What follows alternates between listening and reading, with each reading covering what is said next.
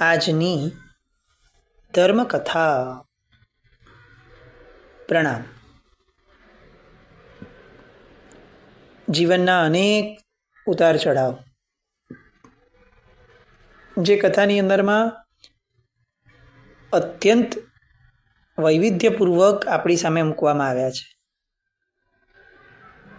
એવું આ સત્ય દ્રષ્ટાંત ભીમસેન. આ ભીમસેનના ચરિત્રને સાંભળીને આપણને ઘણીવાર એવું લાગે કે આવો તો અસંખ્ય સમયનો ભૂતકાળ આપણે બધા ભોગવીને આવ્યા હશું. આજે આપણા જીવનની અંદરમાં જે પ્રમાણે બાહ્ય રીતે નાના મોટા અંતરાયો છે, એક વસ્તુ મળીને બીજી વસ્તુ ગઈ, બીજી મળીને ત્રીજી ગઈ, ઘણું બધું છે પણ મહત્વનું કેટલુંક જ નથી. આવી જે પરિસ્થિતિ આજે આપણા બધાની છે એ દર્શાવે છે કે અંતરાયો ચિક્કાર બાંધીને આપણે લોકો આવ્યા છીએ. એક અપેક્ષા એવું લાગે કે આ કાળમાં જન્મેલા વ્યક્તિઓ, એની માટે જે મેં કેટલાક વ્યક્તિઓ દ્વારા એમ કહેવાય છે કે યોગ ભ્રષ્ટ આત્માઓ હશે. એમ કદાચ કોમનલી એમ કહી શકાય કે બહુ ગાઢ અંતરાય લઈને જન્મેલા આત્માઓ હશે. એક તો સૌથી મોટું અંતરાય એ કે કોઈ જ્ઞાની આપણને સદેહે પ્રાપ્ત જ નથી થતા. કેટલું મોટું અંતરાય. આમ કથાની અપેક્ષાએ વિચારીને તો અત્યારે આ ભીમસેનને અચાનકથી આવો અવાજ સંભળાયો છે કે આત્મહત્યા એ તો હિંસાનું કારણ છે. અને ભાઈ, મરી જવાથી પાપ નથી મરી જવાનું, તારો દુઃખોનો અંત નથી આવી જવાનો. એને દેખાય છે કે કોઈક શિલા ઉપર બેઠેલા મુનિ ભગવંતાઓ બોલ્યા છે અને એને એમને પૂછે છે, પણ મૂળ વાત આ કે એને તો કોઈક ગુરુ ભગવંત પ્રાપ્ત થયા જે જ્ઞાની હતા, એના મનની વાત જાણી લીધી. હવે જે ભીમસેનની શ્રદ્ધા બેસે એ કેવી અદ્ભુત હોય. આમ આપણને કોઈ વસ્તુ જાણવી હોય ને 2, 5, 6 જ્યોતિષીઓ પાસે જઈએ કે કોઈ જ્ઞાનીઓ જાણકારો પાસે જઈએ, પણ તેમ છતાં 100% શ્રદ્ધા આપણને બેસતી નથી. કેમ? કારણ કે આપણે જાણીએ છીએ કે ભાઈ અંતે તો આ ભાઈ પોતાના કોઈ એક વિજ્ઞાનના આધારે કહી રહ્યા છે. પણ જ્યારે આપણને એવું લાગે કે કોઈ સર્વજ્ઞ મળી જાય, કોઈ જ્ઞાની પુરુષ મળી જાય, તો આપણને કેવું લાગે કે ના, આ પોતાના જ્ઞાનથી કે છે તો આની પર આંખ બંધ કરીને ભરોસો કરી લેવાય. પછી શ્રદ્ધા કેવી બેસે, શ્રદ્ધા આવે એટલે સમર્પણ કેવું આવે. એ સમય હતો કે જ્યારે આવા જ્ઞાની ભગવંતો હાજર રહેતા હતા. અને આપણો આ અંતરાયભૂત સમય છે કે જ્યારે એક પણ આવા જ્ઞાની પુરુષોની હાજરી આ જગતની અંદરમાં ક્યાંય જ નથી. ભીમસેને પૂછ્યું હાથ જોડીને, પ્રભુ આપ કોણ છો? મારા મનની વાત કઈ રીતે જાણી શક્યા છો? જો ભાઈ ભીમસેન, આમ કહી અને એક ઉદ્બોધન શરૂ થયું. આશ્ચર્ય બમણું નહીં 100 ગણું થયું. એક તો મારા મનની વાત જાણી અને ઉપરથી મને મારા નામથી સંબોધન કરે છે. મેં મારા જીવનની અંદરમાં આ વ્યક્તિને જોયા હોય એવી એક શક્યતા નથી. આ ક્ષેત્રમાં હું ક્યારે આવ્યો હોય એવી એક શક્યતા નથી. કોઈ પણ પ્રકારનો મારો ને એમનો મેળાપ થયો હોય આવી કોઈ જ શક્યતા નથી. અને તેમ છતાં આ મુનિ ભગવંત મને નામથી ઓળખે છે, મારા મનના વિચારો જાણે છે. અનહદ આશ્ચર્ય. પણ એ આશ્ચર્યના કારણે હવે કેટલીક શરણાગતિ આવી છે. એક તો પશ્ચાતાપ ચાલુ હતો અને એમાં કોઈ જ્ઞાની મળ્યો એટલે મન હવે એકદમ સ્થિર થઈ ગયું, એકદમ શાંત થઈ ગયું. કુતૂહલ ચોક્કસ છે કે ભાઈ તમે છો કોણ, પણ એ કુતૂહલને વારંવાર મમડાવવાની પણ ઈચ્છા નથી થતી. બસ ઈચ્છા એક જ છે કે આ જ્ઞાની ભગવંત બોલતા હોય તો એમને સાંભળવા છે. અને એની ઈચ્છા પ્રમાણે આ જ્ઞાની ભગવંતે આગળ બોલવાનું પણ શરૂ રાખ્યું. જો ભાઈ ભીમસેન, કોઈ એમ માનતું હોય કે મરી જવાથી દુઃખોનો અંત આવી જાય છે, તો એ બહુ મોટી ગેરસમજણ છે. હકીકત તો એ છે કે દુઃખો અને પાપો એ મર્યા પછી પણ આત્માનો પીછો છોડતા નથી. આત્મા ક્યાંય પણ જાય, ક્યાંય પણ 14 રાજલોકના કોઈ પણ છેડે આત્મા જાય, એનો પાપ એનો પીછો નથી છોડતો. ઉપરથી જો કોઈ આત્મહત્યા કરી લે તો એ પોતાના આત્માને જ મારવાના કારણે બહુ મોટું અને ભયંકર પાપ બાંધે છે. એ વધારાના નવા કર્મો એ ભોગવવા માટે ફરી પાછો નવો અંતરાય, નવા દુઃખો, એ દુઃખો ભોગવતી વખતે ફરી પાછા નવા કર્મ બંધ, અને આમ ને આમ, આમ ને આમ સંસારનું ચક્ર અનાદિ અનંત કાળથી ચાલે છે અને ચાલતું જ આવે છે. પૂછે છે ભીમસેન, આપની વાત ખૂબ સાચી છે. મેં પણ મારા જીવનની અંદરમાં આ જ કામ કર્યું છે. આ જ ચક્ર મારા જીવનમાં આજ સુધી ચાલી જ રાખ્યું છે.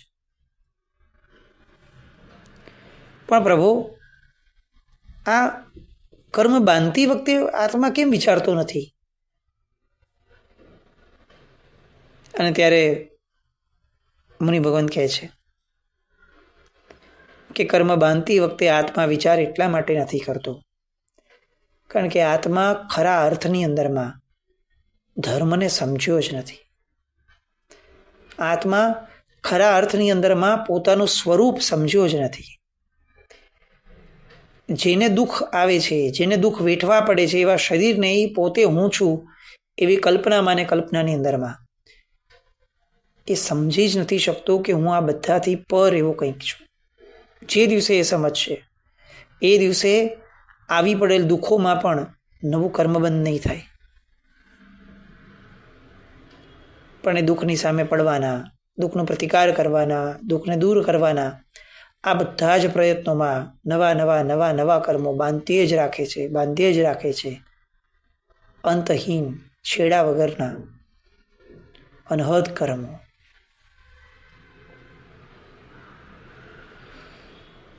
મુનિ ફરીથી પૂછે છે, આગળ કહે છે, તને આશ્ચર્ય થયું ને? તે મને પૂછ્યું કે તારા મરવાના વિચારો એ મેં કઈ રીતે જાણ્યા? તને એ પણ આશ્ચર્ય થતું હશે કે મેં તારું નામ કઈ રીતે જાણ્યું? તો જો હું તને એનો જવાબ આપું છું કે આત્મા જ્યારે નિર્મળ બને છે ત્યારે એની અંદરમાં એવું વિશિષ્ટ જ્ઞાન પ્રગટે છે કે આવું બધું જાણવું જગતનું એ એની માટે બહુ સહજ અને સરળ હોય છે. અને ભીમસેનને નવું આશ્ચર્ય થાય છે. અચ્છા, આત્મા પોતે જ આવું જાણી શકે? અને એમણે એમ કીધું કે હા. તો કે એની માટે શું વિદ્યા ભણવી પડે? તો કે કંઈ જ નહીં, ખાલી પવિત્ર બનવું પડે. શું વાત કરો છો? ફક્ત પવિત્ર બનવા માત્રથી આવું જ્ઞાન થઈ જાય? કોઈ અજાણ્યા વ્યક્તિના મનના વિચારો જાણવાના, કોઈ અજાણ્યા વ્યક્તિનું નામ જાણવાનું, આવું જ્ઞાન ફક્ત પવિત્ર રહેવાથી? અને પેલા મુનિ ભગવાન કહે છે કે જી ચોક્કસ. તું સાંભળ, તારા છે ને હવે દુઃખના દિવસો પૂરા થવા આવ્યા છે. તારા ભાગ્યની અંદરમાં 18 વર્ષ સુધી ચાલે એવો લાંબો અને પ્રબળ અંતરાય લખાયેલો હતો. હવે 18 વર્ષ પૂરા થવા આવ્યા છે. તારું અંતરાય કર્મ એ હવે બસ વિદાય પામવામાં છે. તું જેવો અહીંથી ગિરનાર પહોંચીશ ત્યારે તે કલ્પના પણ નહીં કરી હોય એવી એક વ્યક્તિ સાથે તારી મુલાકાત થશે. અને એ વ્યક્તિ સાથેની એ મુલાકાત તે કલ્પના પણ નહીં કરી હોય એવો મોટો લાભ તને અપાવશે. ભીમસેન ખુશ થઈ ગયો. 18 વર્ષ પછીથી કોઈ શુભતાનો એક અણસાર પણ આપે છે. 18 વર્ષ પછીથી કોક કહે છે કે બધું બરાબર થઈ જવાનું છે, આશ્વાસન પણ આપે છે. અને મનમાં ને મનમાં એ હરખાય છે. હવે કદાચ આ મહાત્મા જે કહે છે ને એવી રીતે ગિરનારમાં કોઈ વ્યક્તિ ન પણ મળે ને તો પણ કશો વાંધો નથી. આમના આશ્વાસનથી, આમની વાણીથી, આમની પ્રતિભા, આમની ઉર્જાથી એક અનેરી શાંતિ જીવનમાં અનુભવાય છે. એ બસ એ જ આતુરતા, એ જ કુતૂહલ વૃત્તિ, એ જ સ્થિરતા આ બધાથી મુનિને જોઈ જ રાખે છે. પૂછે છે કે તમારી વાતોથી પ્રભુ મને ઘણું સાંત્વન મળ્યું છે અને હું એટલો ઠરી ગયો છું કે હવે મારા મનની અંદરમાં આપઘાત કરવાનો કોઈ વિચાર બચ્યો નથી. અને બીજું, તમે જે 18 વર્ષની વાત કરો છો ને, એ અક્ષરશઃ સાચી છે. કારણ કે મેં ઘર છોડ્યું એને હવે 18 વર્ષ થયા. આપનું જ્ઞાન ખરેખર અદ્ભુત છે. મેં આપને પ્રશ્ન પૂછ્યો કે આપ કોણ છો, પણ આપે જે રીતે જવાબ આપ્યો કે આપ તો પવિત્ર આત્મા છો, હું આપની શું ઓળખાણ પૂછું? પણ મને હજી એક પ્રશ્ન છે પ્રભુ, મેં એવું તે શું પાપ કર્યું હતું કે જેના કારણે મારે 18 વર્ષ આવું સહન કરવું પડ્યું? આવું જ્યાં જાઓ ત્યાંથી મારે ભોગવવું પડે, મારા કારણે અન્યોને ભોગવવું પડે, આવા નબળા કામ કરવાનું મન થાય, નબળી સજાઓ મળે, છેક સૂર્ય ચડવા જેવી સજા મળી ગઈ, દરિયામાં મરતા મરતા બચ્યો એવી સ્થિતિ હતી. ન ભોગવવાનું બધું જ ભોગવ્યું, બધા જ કામો કર્યા, રાજાના રાજકુમાર તરીકે જન્મેલો એવો હું, અને સાવ નબળી સ્થિતિમાં આવા 18 વર્ષ મારે કાઢવા પડ્યા. આપ કહો છો એ વાત તદ્દન સાચી છે, પણ પ્રભુ જો જ્ઞાની છો જ, મારા મનની વાત જાણી શકો છો, તો મને કહો કે મેં એવું તે શું કર્યું હતું કે જેના કારણે મારે આવા 18 વર્ષ ભોગવવાના હતા? અને ત્યારે મુનિરાજ એમને કહે છે, ધ્યાનથી સાંભળ, તારા પ્રબળ અંતરાયનું બીજ એ તારા આ જન્મમાં નહીં, તારા પૂર્વ જન્મની અંદરમાં પડ્યું છે. ઘણા વખત પહેલા શક્તિસિંહ નામનો એક રાજા હતો. એ રાજા એકવાર શિકાર કરવા વનમાં ગયો. એની નજર હરણો પર પડી અને રાજાએ બરોબર નેમ લીધો અને હરણને જોઈ અને બાણ તાક્યું. પૂરપાટ વેગે એને છોડેલું એ બાણ છૂટ્યું, પણ એના કરતાં વધુ વેગથી પેલો હરણ એ ત્યાંથી ભાગી ગયો. શક્તિસિંહને બહુ ગુસ્સો આવ્યો. પેલો જીવ બચી ગયો એનું દુઃખ એટલું નહોતું, મારું બાણ નિષ્ફળ ગયું એનું દુઃખ બહુ હતું. જીવને અહંકારનું જેટલું દુઃખ છે એટલું દુઃખ અપ્રાપ્તિનું નથી.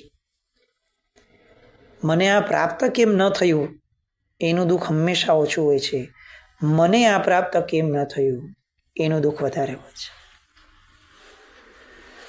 આજે હું પણ મારા પણ એ જે છે ને એ જ જીવને નડે છે, ને શક્તિસિંહને એ સમયે એ જ ભાવ નડ્યો. ખૂબ ગુસ્સો આવ્યો અને હરણની દિશામાં પોતાનો ઘોડો દડાવ્યો. ચાલી જ રાખે છે પણ એને હરણ નજરે જ ન ચડ્યું.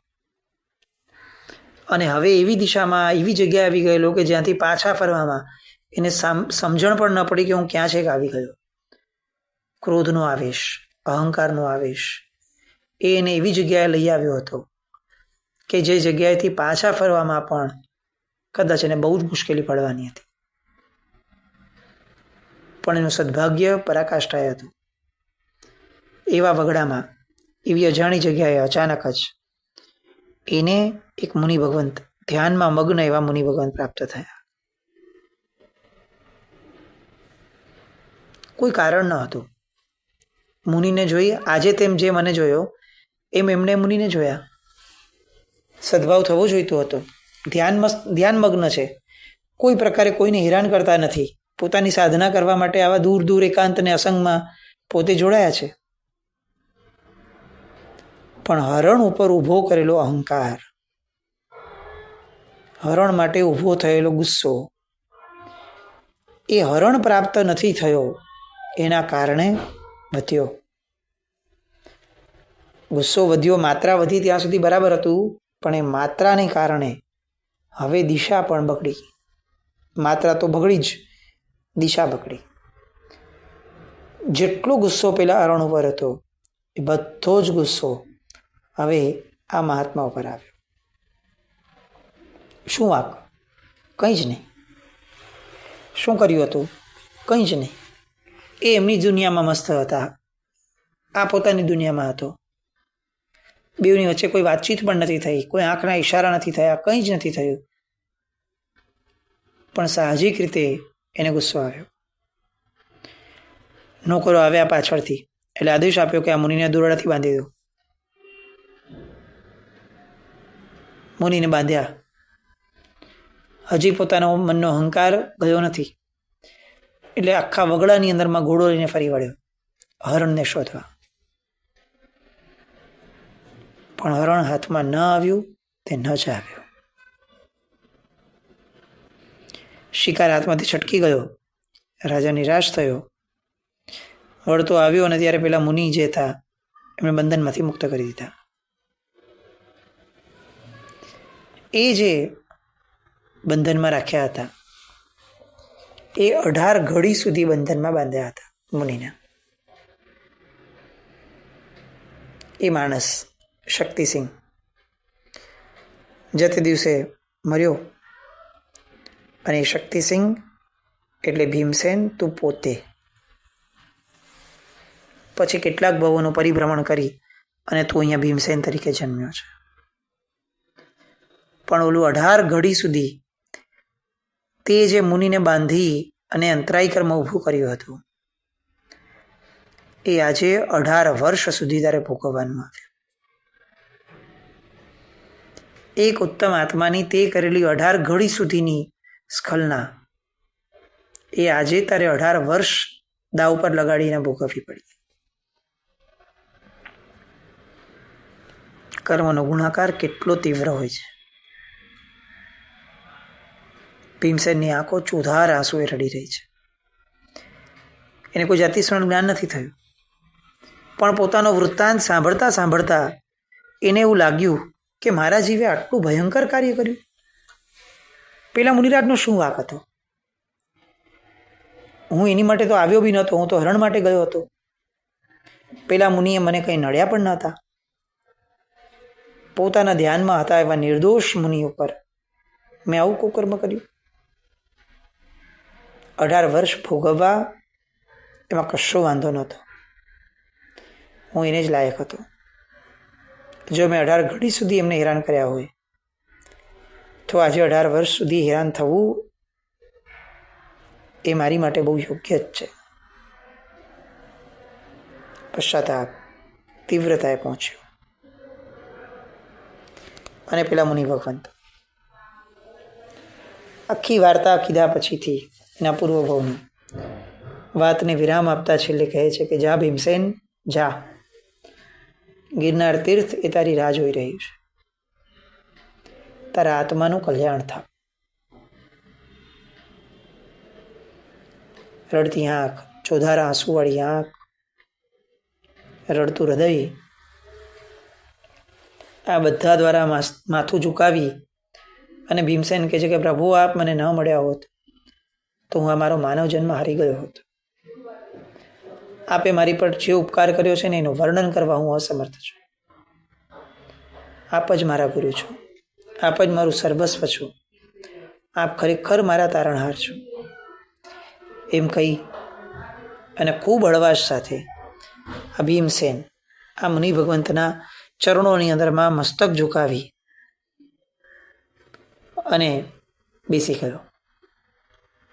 ખૂબ રડ્યો.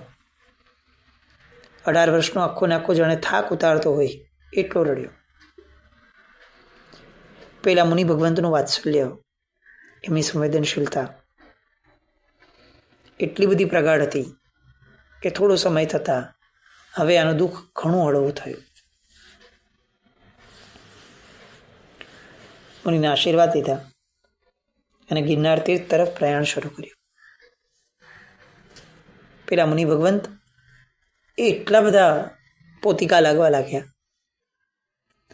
રસ્તામાં સતત એ જ વાત ચાલે છે, જે થયું એની જ સ્મૃતિ છે. પણ એ રસ્તામાં ચાલતા ચાલતા ચાલતા અચાનક એને એક અફસોસ થયો,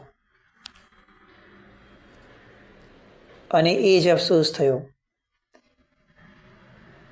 એના પછી આગળ વધતા વધતા એને કંઈક અનુભવ થયો.